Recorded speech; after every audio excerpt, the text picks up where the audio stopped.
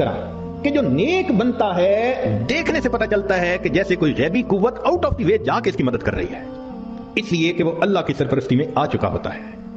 ایسے اللہ تعالیٰ اپنے بندوں کی مدد فرماتے ہیں۔ ذرا اللہ سے دوستی لگا کے دیکھیں، اس کی سرپرستی میں آ کے دیکھیں، سمجھ پھر لگے گی کہ بندے کی زندگی کتنی سہانی ہو جاتی ہے۔ آج تو جس بندے کے کنٹیکٹ بڑے ہوں، واقف ہوں، کہتے ہیں جس کے بڑے لمبے ہاتھ ہیں، اور اللہ والوں کی تو حالت یہ کہ ان کے ہاتھ تو اللہ تعالیٰ کی جیب میں ہوتے ہیں۔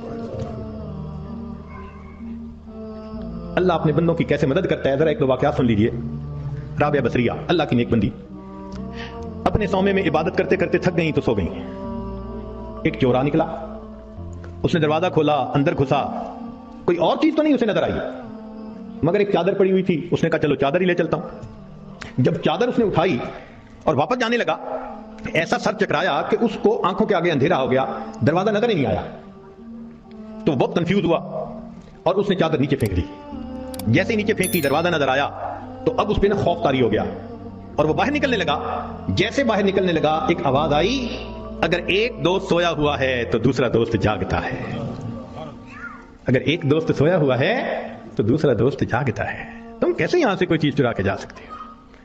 وَهُوَ يَتَوَلَّى الصَّالِحِينَ، وہ اللہ تعالیٰ نیکوکاروں کا سرپرست ہے، ان کا ذمہ دار ہے۔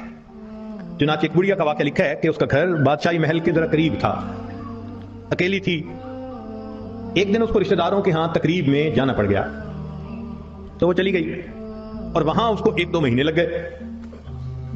جب 2-4 مہینے کے بعد واپس آئی تو وہ بڑھیا اپنا گھر دیکھتی ہے تو گھر نظر نہیں آتا۔ اس نے کسی سے پوچھا کہ یہاں تو میرا گھر تھا۔ انہوں نے کہا بھئی تو یہاں تھی نہیں، اور یہ بادشاہ کے محل کو تھوڑا سا ایکسٹینڈ کرنا تھا، تو جب 2-4 دن دیکھا کہ کوئی یہاں ہے ہی نہیں تو تمہارا تالا پولیس نے کھول لیا، اندر بھی کچھ اتنا تھا نہیں، تو تمہاری کوٹھڑی کو گرا کے بادشاہ کے محل کی ایکسٹینشن کر دی گئی۔ تو جب اس بڑھیا نے یہ سنا نا کہ تم تو یہاں تھی نہیں، اس لیے تمہارے گھر کو گرا دیا گیا، تو بڑھیا نے آسمان کی طرف دیکھ کے کہا اللہ میں تو یہاں نہیں تھی، تو تو یہی تھا۔ میں یہاں نہیں تھی، تو تو یہی تھا۔ یہ لفظ اس کے کہنے تھے کہ جو ایکسٹینشن کی ہوئی عمارت تھی اس کی چھت زمین کے اوپر آ گئی۔